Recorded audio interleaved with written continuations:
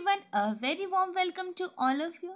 So students, आज हम class 10 science के एमसीक्यू क्वेश्चंस देखेंगे। देखते हैं पहला प्रश्न। किसी विद्युत परिपथ बल्ब को 220 वोल्ट के स्रोत से जोड़ने पर उसमें विद्युत धारा 0.5 एम्पियर है।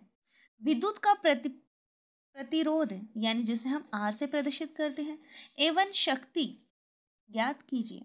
देखिए स्टूडेंट्स, शक्ति का मात्रक होता है क्या? वाट। अब देखिए, शक्ति को हम लिखते हैं P से, P बराबर वी आई। देखिए, V का हो गया मतलब वोल्ट, I का मतलब हो गया धारा, और विद्युत धारा का मात्रक क्या है? एम्पियर। पिछले बार विद्युत आवेश का पूछा गया था, हो सकता है आपको विद्युत धारा का मात्रक एग्जाम में देखने को मिल जाए। अब देखिए, ये लगाया हमने सूत्र और 220 को गुणा करा 0.5 से, तो हमारा आंसर आया 110, यानी शक्ति का मान कितना आया है? 110। बढ़ते हैं नेक्स्ट क्वेश्चन की तरफ। ऊष्माक्षेपी अभिक्रिया किसे कहते हैं? वह अभिक्रिया जिसमें उत्पाद के साथ साथ, जैसा कि हमें पता है जब रिएक्शन होता है तो क्या बनता है? रिएक्शन के थ्रू प्रोडक्ट बनता है, यानी उत्पाद बनता है, और उस उत्पाद के बनने के साथ साथ ही क्या हो? ऊष्मा निकले, यानी उत्पाद तो बने ही बने और ऊष्मा का भी उत्सर्जन हो, तो उसे क्या कहेंगे? हम ऊष्माक्षेपी अभिक्रिया कहेंगे। देखिए, CH4 प्लस O2, इधर निकला उत्पाद बने CO2 प्लस H2O, और क्या निकली? एनर्जी निकली, और एनर्जी के बाद क्या निकली? हीट भी निकली। ठीक है, देखते हैं नेक्स्ट क्वेश्चन। ऊष्माशोषी। ऊष्माक्षेपी में क्या होता है? ऊष्मा का उत्सर्जन, यानी ऊष्मा निकलती है, उत्पाद के साथ साथ ऊष्मा उत्पन्न होती है, और ऊष्माशोषी में इसका उल्टा कर दीजिए, यानी ऊष्मा का होता है अवशोषण। ये कहलाएगी ऊष्माशोषी अभिक्रिया। वह अभिक्रिया जिसमें उत्पाद के साथ साथ ऊष्मा का अवशोषण होता है। देखिए, यहाँ तक एग्जाम में आए तो आपको यहाँ तक क्या लिखना है? यहाँ तक ऊष्मा का, यहाँ तक सेम लिखना है, ऊष्मा का। अब देखिए, ऊष्मा उत्पन्न हो रही है, उत्पन्न की जगह आपको अवशोषण कर देना है। ठीक है, ये हो गई हमारी ऊष्मा शोषी अभिक्रिया। नेक्स्ट चलते हैं विकृत गंधिता।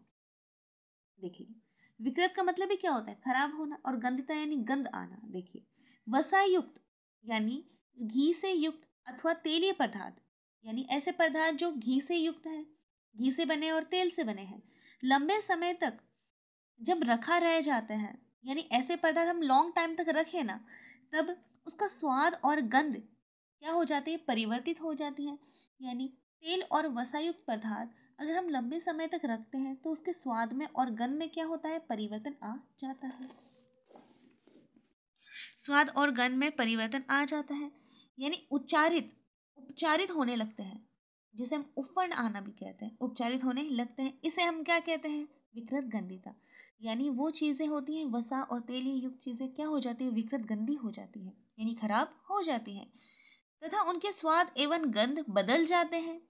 प्राय तेलीय अथवा वसायुक्त खाद्य सामग्रियों में उपचयन रोकने के लिए हम उसे क्या करेंगे? प्रति ऑक्सीकरण मिलाएंगे, यानी उपचारित हो जाते, वो खराब हो जाते हैं, उसे खराब होने से बचाने के लिए हम प्रति ऑक्सीकारक का उपयोग करते हैं। देखिए, जैसे जो चिप्स होती है उसके थैलियों में नाइट्रोजन गैस मिलाई जाती है। ये क्वेश्चन पूछा जाता है कि चिप्स की थैली में कौन सी गैस मिलाई जाती है, तो हम कहेंगे नाइट्रोजन गैस। आपको विकृत गंधिता भी याद करना है। ये सभी इंपॉर्टेंट क्वेश्चंस हैं जो एग्जाम में पूछे जाते हैं। अब देखते हैं नेक्स्ट क्वेश्चन। उपचयन। अभिक्रिया के समय जब किसी पदार्थ में ऑक्सीजन की वृद्धि होती है, अभिक्रिया होगी, उस समय क्या होगा? ऑक्सीजन की वृद्धि होगी, उपचयन कहलाएगा। अब देखिए, ऊष्माक्षेपी उत्पाद के साथ साथ ऊष्मा का उत्सर्जन हो, यानी ऊष्मा निकले, और ऊष्माशोषी अपोजिट कर दो। अब देखिए, इसमें क्या होगा? अभिक्रिया के समय जब किसी पदार्थ में O2 की वृद्धि हो, अभिक्रिया हो गई और क्या बढ़ गई? O2 की मात्रा बढ़ गई।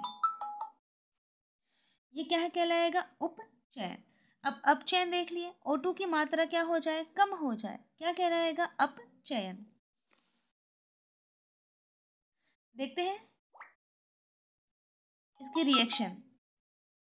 चिन्हो, ये फोन देकर देखो नेक्स्ट। अभी इसका रिएक्शन देखो, Cu प्लस O2, तो बना CuO। देखिए नेक्स्ट, यानी क्या हुआ, इसमें क्या हुआ, वृद्धि हुई है, अभिक्रिया में क्या हुई है, वृद्धि हुई है, ये कहलाएगा उपचयन। अब देखिए ऑक्सीजन का क्या हो, ह्रास हो, यहाँ पे ऑक्सीजन थोड़ी है, ऑक्सीजन की क्या हो रही है, कमी हो रही है, तो ये क्या कहलाएगा, अपचयन। अब बढ़ते हैं नेक्स्ट क्वेश्चन की तरफ, रेडॉक्स अभिक्रिया, यानी उपचयन में क्या होती है, अभिक्रिया में ऑक्सीजन की वृद्धि होगी, और अपचयन में क्या होगा, उपचयन में वृद्धि हो गई, अपचयन में ह्रास हो गया। अब रेडॉक्स अभिक्रिया होती है क्या है, जिसमें उपचयन और अपचयन अभिक्रिया दोनों साथ साथ हो, रेडॉक्स अभिक्रिया कहलाती है। देखिए CuO कहाँ बन रहा था, यहाँ बन रहा था, ये उपचयन का उदाहरण है। और देखिए यहाँ पे क्या हो रहा है, CO बन रहा है। अब देखिए H2, यहाँ पे क्या हो रहा है, H2O बन रहा है। यानी ये एक ऐसा उदाहरण है जिसमें उपचयन और अपचयन अभिक्रियाएं दोनों साथ साथ हो रही है। देखिए इसमें क्या है, देखिए इसमें क्या हो रही है, ऑक्सीजन की वृद्धि हो रही है। अब इसमें देख लीजिए ऑक्सीजन पहले से ऑक्सीजन की क्या हो रही है, कमी हो रही है, तो ये हो जाएगी हमारी अपचयन का उदाहरण और ये हो जाएगा हमारे उपचयन का उदाहरण। सो स्टूडेंट्स, उम्मीद करती हूँ जो हमने पढ़ा है आपको समझ में आया होगा। आज क्लास लेने में काफ़ी देर हो गई, फिर मिलते हैं नेक्स्ट क्लास में। Thanks for watching.